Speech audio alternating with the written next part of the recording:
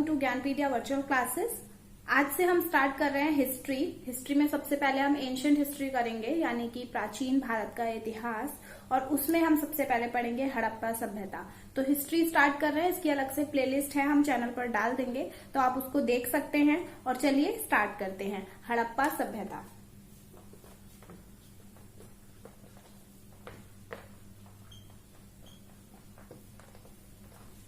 हड़प्पा सभ्यता एक हमारे प्राचीन भारत की एक बहुत इम्पोर्टेंट सभ्यता थी। हम बोलते हैं कि भारत डेवलप नहीं है, भारत में ये नहीं है, भारत में वो नहीं है, भारत उतना आधुनिक नहीं हुआ, अभी तक भारत में ये सब चीजें की प्रॉब्लम चल रही है। लेकिन एक समय पर भारत जो था वो उस समय विश्व गुरु की श्रेणी में आता था। उसका एग्जाम्पल जो है वो हड़प्पा सभ्यता है। उस समय जिस समय बाकी पूरी दुनिया में इतनी ज्यादा कोई भी आधुनिक सभ्यता नहीं थी, उस समय भारत में एक बहुत ही अच्छे उदाहरण के तौर पर एक सभ्यता थी जिसका नाम था हड़प्पा सभ्यता।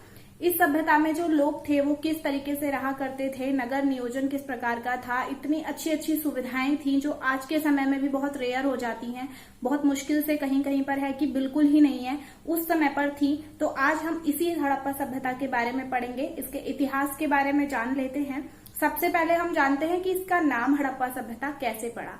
हड़प्पा सभ्यता पढ़ने के पीछे इसका नाम है कि ये इस समय वर्तमान में जो ये हड़प्पा स्थल है वो पाकिस्तान में है और ये एक जगह का नाम है और ये सभ्यता वहां पर खोजी गई थी, इसलिए इसका नाम हड़प्पा सभ्यता पड़ गया।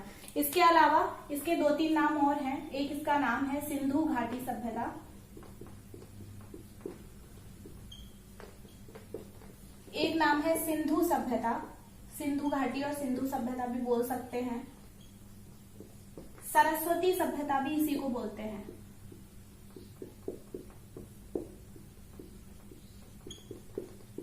ये नाम क्यों है ये मैं आपको बता देती हूँ। देखिए, इसकी जो खोज की गई थी जब उस समय पर जब इन सभ्यता की इसकी खोज की गई तो ये अधिकतर जो पाकिस्तान की जो बहुत इंपॉर्टेंट नदी है जिसे हम सिंधु नदी कहते हैं, उस सिंधु नदी के आसपास इसके बहुत सारे स्थल मिले।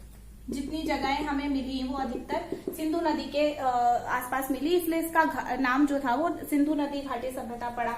लेकिन कुछ समय के बाद नोटिस किया गया कि ये गंगा और सिंधु नदी के बीच में यहाँ पर एक सरस्वती नदी थी जो पुरानी नदी मानी जाती है, इस समय पर लुप्त हो चुकी है। तो उस नदी के आसपास जो है वो सिंधु घाटी सभ्यता, वो सिंधु नदी के आसपास की जगहों से भी ज्यादा स्थल जो थे वो खोजे गए, तो इसलिए इस सभ्यता का नाम सरस्वती सभ्यता भी पड़ गया।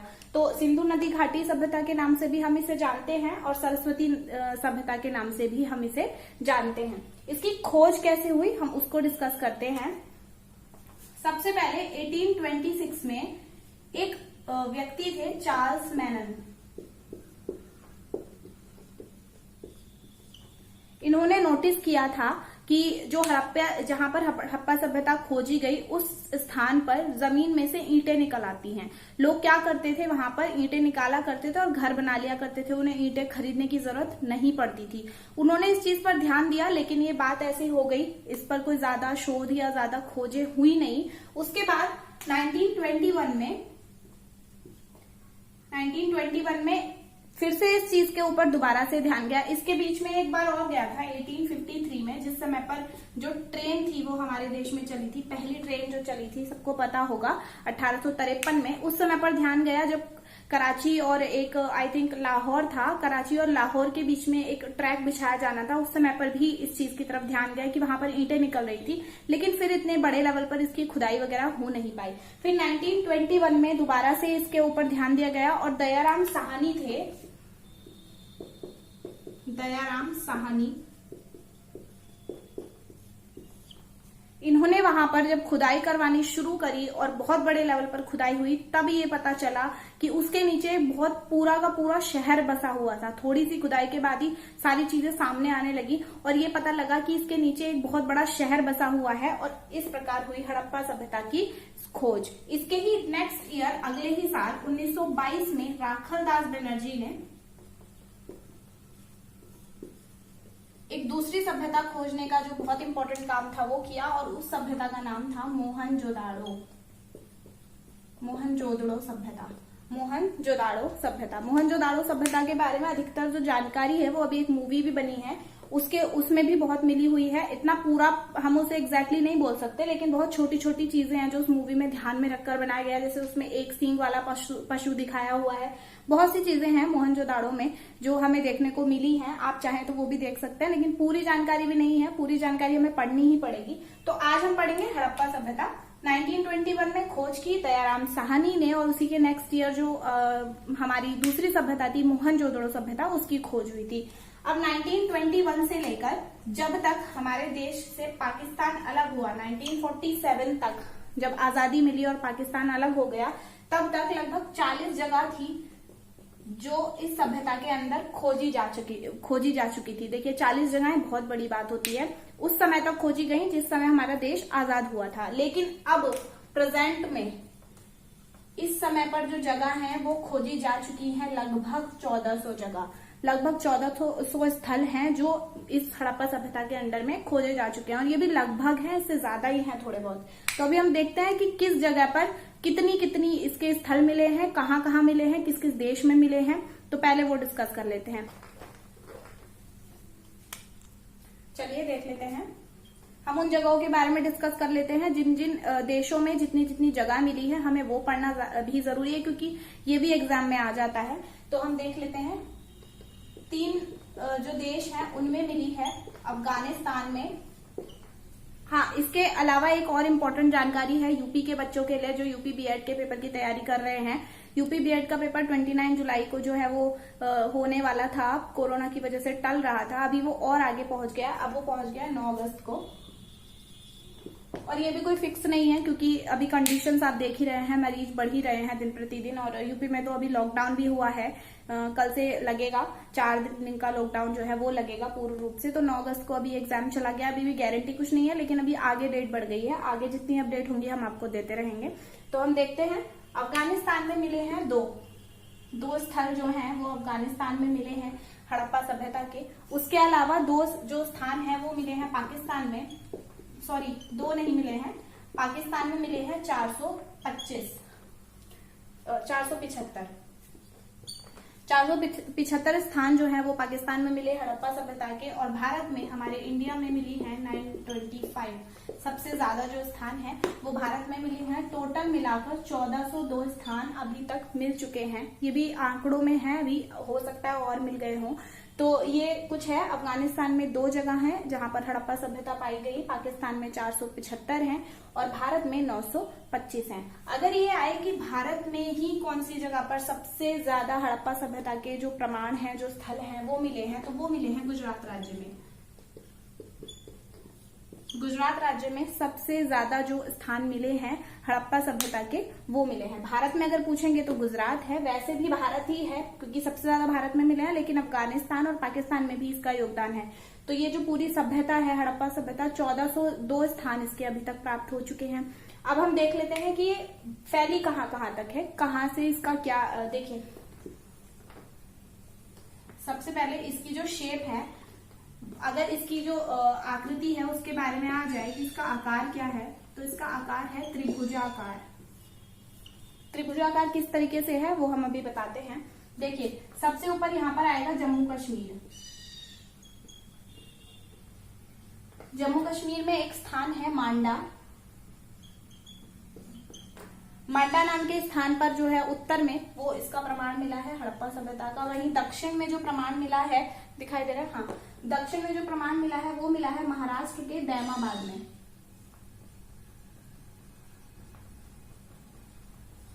महाराष्ट्र का दैमाबाद, उसमें प्रमाण मिले हैं। जम्मू कश्मीर के मांडा में सबसे उत्तर में और नीचे महाराष्ट्र के दैमाबाद में। अगर इधर ध्यान दिया जाए तो इधर एक स्थान है आलमगीरपुर, हिंडन नदी के किनारे है ये, यूपी में। तो यहाँ पर प्रमाण मिले हैं। उसके अलावा इधर सबसे लास्ट में जब हम आएंगे तो बलूचिस्तान है, इसमें एक स्थान है सुतकांगेडोर। सुतकांगेडोर में इसके प्रमाण मिले हैं। तो ये बाउंड्री आपसे पूछी जा सकती है कि उत्तर में जो हड़प्पा सभ्यता है वो कहाँ तक फैली है, तो मांडा तक फैली है। दक्षिण में जो हड़प्पा सभ्यता है वो कहाँ तक फैली है, तो दैमाबाद में फैली है। पूर्व में जो फैली है वो आलमगीर यूपी तक फैली है और पश्चिम में सुतकांगेदोर यानी कि बलूचिस्तान तक फैली है। अभी जो इसकी त्रिभुजाकार शेप है वो इस तरीके से दिखाई गई है। देखिए ये त्रिभुज है, ये जो स्थान है इसको इतना कैलकुलेट नहीं किया गया। जो आकृति है वो इसकी त्रिभुजाकार इसलिए कही गई क्योंकि ये वाला जो पोर्शन है ये ज्यादा है इसके मुकाबले, इसलिए इसको त्रिभुजाकार बोला गया है। इसकी जो ये वाली लंबाई है और ये वाली लंबाई है इसके बारे में डिस्कस करते हैं। ये वाली जो लंबाई है ये है 1400 किलोमीटर और चौड़ाई है इसकी 1600 किलोमीटर। ये क्वेश्चंस पेपर में आ जाते हैं कि हड़प्पा सभ्यता का जो उत्तर से दक्षिण तक का विस्तार है वो कितना है, तो 1400, और पूर्व से पश्चिम तक कितना है 1600 किलोमीटर। तो ये बहुत इंपॉर्टेंट है, इसको आप याद रखेंगे। चलते हैं आगे बढ़ते हैं, थोड़ा सा और इसके बारे में पढ़ते हैं, कुछ इंपॉर्टेंट चीजें क्या क्या इसमें इंपॉर्टेंट था, क्या क्या इतनी जो फेमस हुई, इतनी इसका जो इतनी तारीफें होती हैं वो क्यों होती हैं, वो हम देख लेते हैं।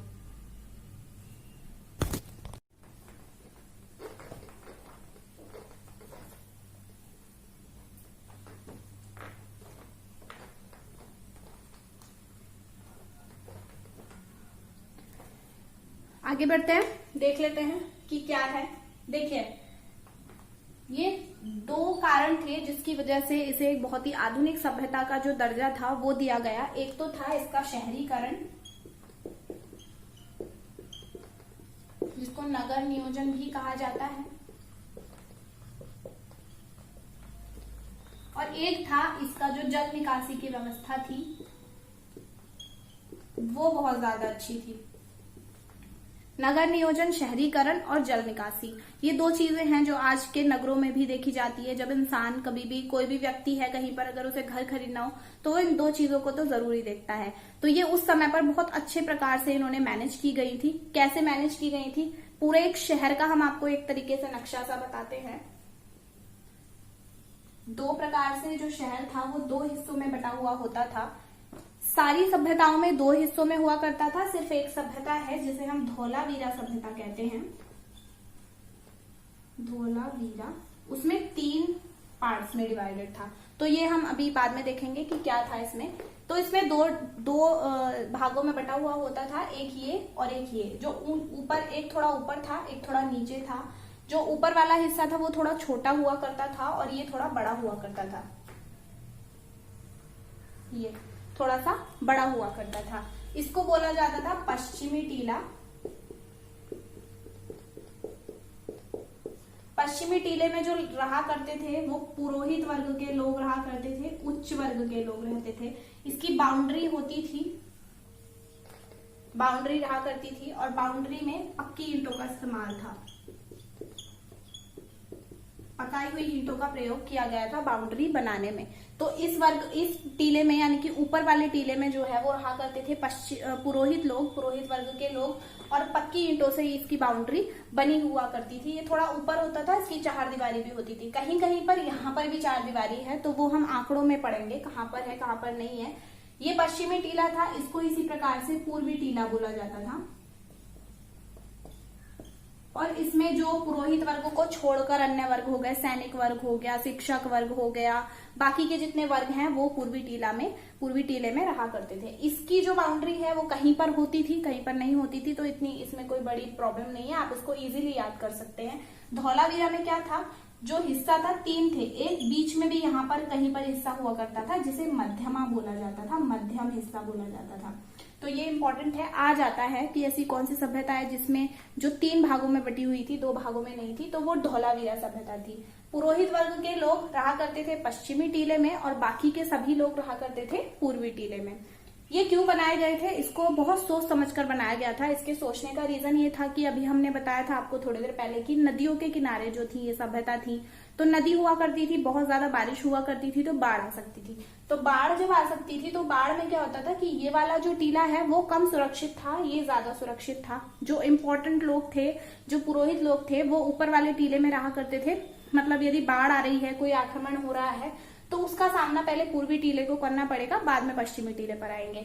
तो ये जो कहानी है ये बहुत सोची समझी तरीके से बनाई गई थी। किस तरीके से नगर निगम, जो पूरे नगर नियोजन किया गया था वो ये था। दूसरा हम देखते हैं घर कैसे बने हुए थे।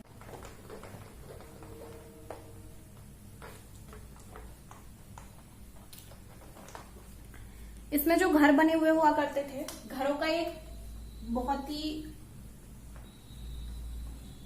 अच्छा स्ट्रक्चर था। जैसे ये घर है, इतनी ग्राउंड में, इतनी जमीन में ये घर बना हुआ है। तो घर जितने भी घर थे उनका जो साइज हुआ करता था ना, वो बिल्कुल सेम था। जितने भी घर होंगे उनका जो साइज होगा वो बिल्कुल सेम होगा। हर एक घर, चाहे वो बड़ा हो छोटा हो, साइज एक ही है, बराबर साइज के घर है। एंट्री है, सपोज ये यहाँ से एंट्री है घर में, तो एंट्री करते ही पूरा घर नहीं दिख जाता। यहाँ पर एक दीवार बनी हुई हुआ करती थी, या तो आप इधर से जाएंगे या आप इधर से जाएंगे। अब जैसे आप इधर से जाएंगे, यहाँ पर बीच में आंगन था। उस आंगन में यहाँ पर किचन हुआ करती थी, यहाँ पर स्नान घर या जो भी कुछ हुआ था वो हुआ करता था। एक कुआं हुआ करता था, उस कुएं से जो लोग हैं वो पानी का प्रयोग किया करते थे।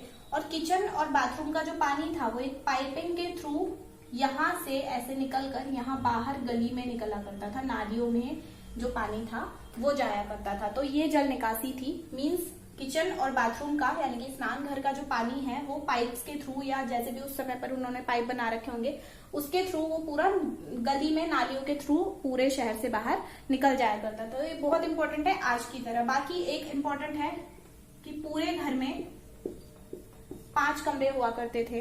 5 कमरों में जो घर थे वो बटे हुआ करते थे। तो ये घरों के बारे में इंपॉर्टेंट है। किचन, बाथरूम, हर किसी घर का नक्शा सेम है, साइज बराबर है। घुसेंगे तो आप सीधे, आपको एक दीवार मिलेगी। उस दीवार के राइट या लेफ्ट में आप जब भी जाएंगे तो एक बड़ा सा मैदान होगा। उस मैदान में बाथरूम और किचन होंगे। उस बाथरूम और किचन का जो पानी है वो गलियों में होते हुए नाली के थ्रू बाहर निकल जाया करता था। एक बहुत इंपॉर्टेंट एक और चीज है, सड़क प्रबंधन जो है वो कैसे था। देखिए, पूरे शहर के बीच में एक सड़क हुआ करती थी जो चौड़ी होती थी। उसके अलावा यहाँ पर ये तो मुख्य सड़क थी,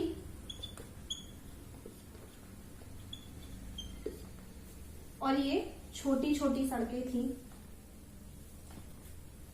और ये साइड में जो थी वो छोटी छोटी सड़कें जो थी वो हुआ करती थी।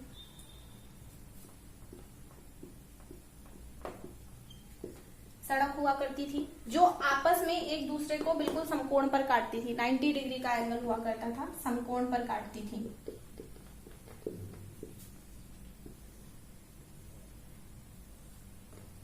अब इसमें क्या था, मुख्य सड़क हो गई, मुख्य सड़क बीच में है बिल्कुल। इधर ये सड़कें हैं जो समकोण पर काट रही हैं। उसमें भी यहाँ पर गलियां बनी हुई थी।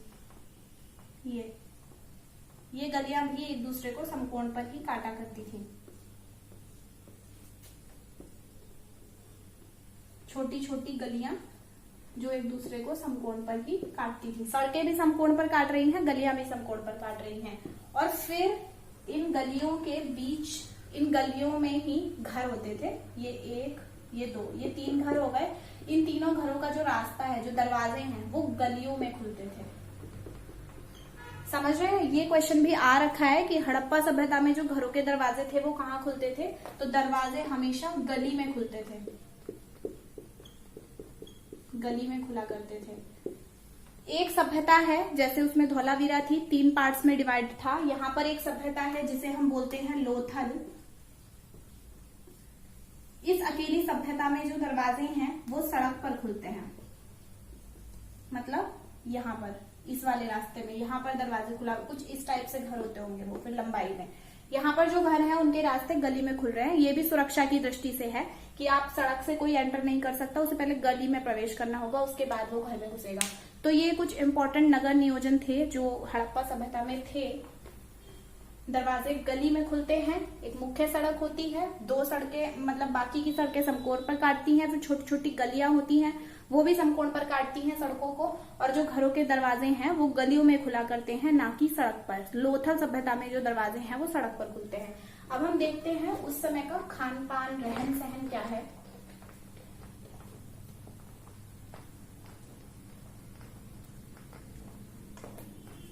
वस्त्रों के बारे में देख लेते हैं। उस समय पर सूती वस्त्र पहना करते थे लोग, और ऊनी वस्त्र भी मिले हैं खुदाई में। सूती वस्त्र कैसे, 2 प्रकार के सूती वस्त्र हैं, एक सिंपल वाले और एक वो है जिनमें कढ़ाई हुआ करती थी।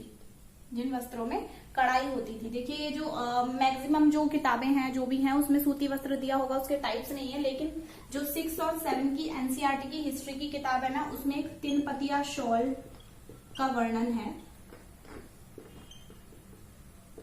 उसमें ऐसा दिया गया है कि 3 पतिया शॉल जो है वो हड़प्पा सभ्यता में मिला था, बहुत से लोगों के पास हुआ करता था। 3 पतिया इसलिए बोलते हैं क्योंकि इसमें 3 पत्ती की डिजाइन हुआ करती थी।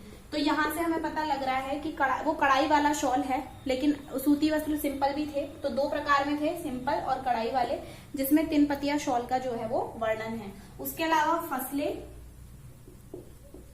देखिए कुछ फसलें हैं, 9 प्रकार की मुख्य फसलें वहां पर हैं जो मिली हैं खुदाई में। एक गेहूं, जौ, खरबूजा,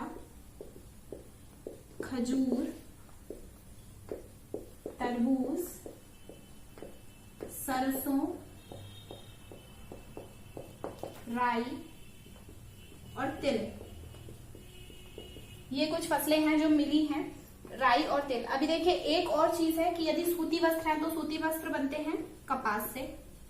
और मैंने आपको बताया कि जो हड़प्पा सभ्यता है वो हमारे देश में अगर सबसे ज्यादा पाई जाती है, वो उसके स्थल मिले हैं तो वो गुजरात में मिले हैं।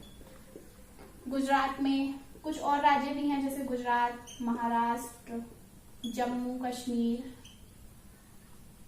यूपी, पंजाब, हरियाणा। तो ये कुछ राज्य हैं जहां पर जो है हमें हड़प्पा सभ्यता के जो स्थल है वो मिले हैं। गुजरात और महाराष्ट्र में अभी भी सूती जो कपड़ा होता है वो बहुत अधिक मात्रा में उत्पादित किया जाता है, बनाया जाता है, क्योंकि वहां पर कपास बहुत अधिक मात्रा में पैदा होता है।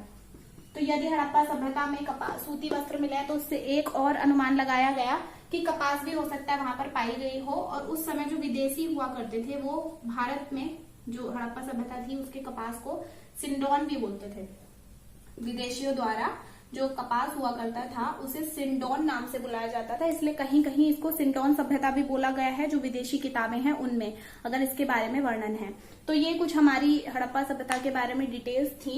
जैसे वस्त्र अगर हम देखें तो सूती और ऊनी वस्त्र हैं, 2 प्रकार से है, सिंपल और कढ़ाई में। कढ़ाई का वर्णन किया गया है, मैंने 6 और 7 की एनसीईआरटी की किताब का जिक्र किया आपके सामने। फसलें हैं 9 मुख्य रूप से पाई गई हैं। वैसे तो चावल भी मिला है, लेकिन मुख्य फसलों में गेहूं, जौ, खरबूजा, खजूर, तरबूज, सरसों, राई और तिल। और विदेशी जो लोग हैं वो भारत के कपास को, उस समय पर कपास को सिंडोन बोला करते थे, इसलिए विदेशी किताबों में जो हड़प्पा सभ्यता है उसका जो जिक्र है वो अधिकतर जो है वो सिंडोन सभ्यता के नाम से है। इसके अलावा एक और चीज हम देख लेते हैं। देखिए 5 मैंने स्टेट्स बताए, गुजरात, महाराष्ट्र, जम्मू कश्मीर, यूपी और पंजाब। ये पंजाब, हरियाणा, ये जो हैं ये स्टेट्स हैं जिनमें इस सभ्यता से रिलेटेड जो स्थल हैं वो मिले हैं। बाकी जो खान पान हुआ करता था, यहीं पर लिख देती हूँ।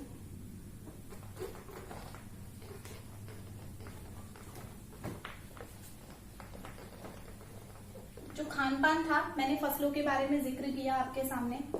तो फसलें तो थी लेकिन खान पान भी 2 प्रकार से था। शाकाहारी लोग भी थे और मांसाहारी भी थे।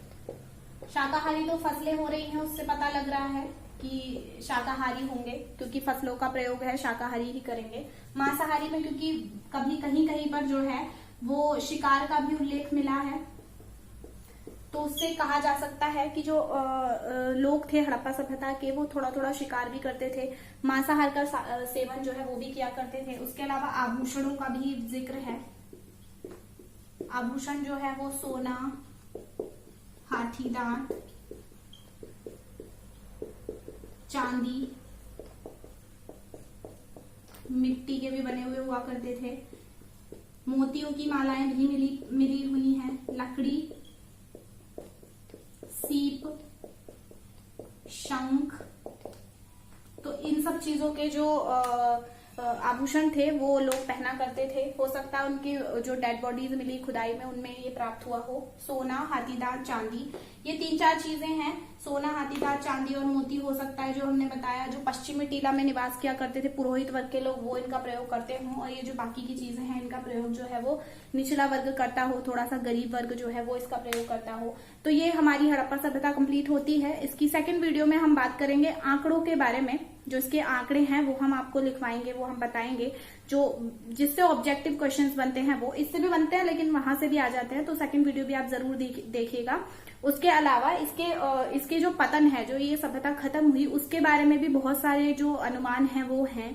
जैसे कुछ कहते हैं कि बाढ़ से हुई, कुछ कहते हैं कि विनाश मतलब संसाधनों की समाप्ति हो गई थी, कुछ कहते हैं भूकंप आया था। तो उसके बारे में भी हम नेक्स्ट वीडियो में ही डिस्कस करेंगे। तब तक के लिए आप पढ़ते रहिए, वीडियो देखिए, और अगर एक बार में ना समझ आए आप दोबारा देखिए। गारंटी वैसे एक बार में आ जाएगा, लेकिन अगर आप 2-3 बार देखेंगे तो आपको अच्छे से याद हो जाएगा। बाकी आपसे मिलते हैं नेक्स्ट वीडियो में, और अगर आपको ये वीडियो अच्छी लगी हो तो लाइक करें, शेयर करें और सब्सक्राइब करें। Thank you so much.